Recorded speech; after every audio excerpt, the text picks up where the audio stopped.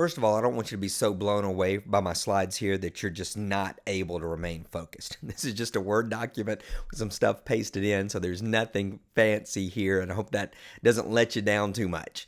So after our class today, I got this email from Kim after our Achieve Discipline. She said, I know that part of me is putting this off because of what you talked about today. What would it cost? It would require me to move out of my comfort zone by being out in the heat. Plus, I would be opening myself up to judgment and criticism, which we all face anytime we're releasing our art or our thoughts or our education or our process to the world, that it opens ourselves up for that. It can't be helped. But I pointed her to something, which is her mission. My mission is to help owners, horse owners, who are passionate about horses, how to effectively communicate with them so that they'll gain more confidence and get the results they want without using fear, force, or intimidation. That's pretty cool, right? That's a great mission. And I think that we all need to have a mission like that. We all need something so clear that it becomes our driver. It becomes what we turn back to anytime we start getting those doubts or those questions or that judgment or that criticism or that is this worth it, that our mission drives us and it helps us determine what we're supposed to be doing or not supposed to be doing. Now, one of the challenges is that we usually just measure fulfillment by whether or not we made money or whether it was profitable. And that is a valid measurement, but it's not the only measurement.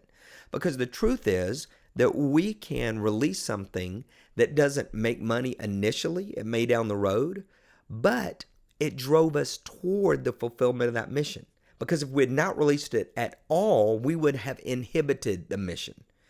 If we need to release a newsletter once a week, but we've not done it because we feel like, you know what, it may not be received well, or people may not like it, or I might get an ugly email back, or somebody might unsubscribe. Does it fulfill your mission to not send out a newsletter? Or does it fulfill your mission and get you closer to it by sending it out, even if just a handful of people really love it and that's all that's on your list? You see, the measurement's not always the bank account. It's, are we pursuing that mission? Are we fulfilling that mission? When someone's critical, if we listen to their criticism, is that going to fulfill our mission? If it halts us, does it fulfill our mission? But if it's constructive and we listen to it, then it may help us actually pursue our mission, right? So let's measure by the mission. Let's use it as a filter. So whether it's critical thoughts or it's judgment or it's sending out a newsletter, releasing a product, whatever it may be, we ask the question, is this going to help me fulfill the mission? So the filter begins. Then focus. Once we decide that we need to do something, let's say that it's release a newsletter tomorrow, then we begin to focus on that because we know that's going to get us closer to the goal. And then when we release that newsletter, we say, I've fulfilled it. At least for today, I've fulfilled the mission. I have pursued the mission that was set. Now, is it completely fulfilled? Maybe not, but it is for the day.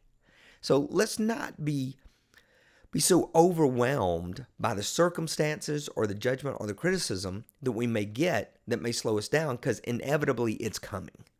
But instead, to say, did I pursue at least a little bit today?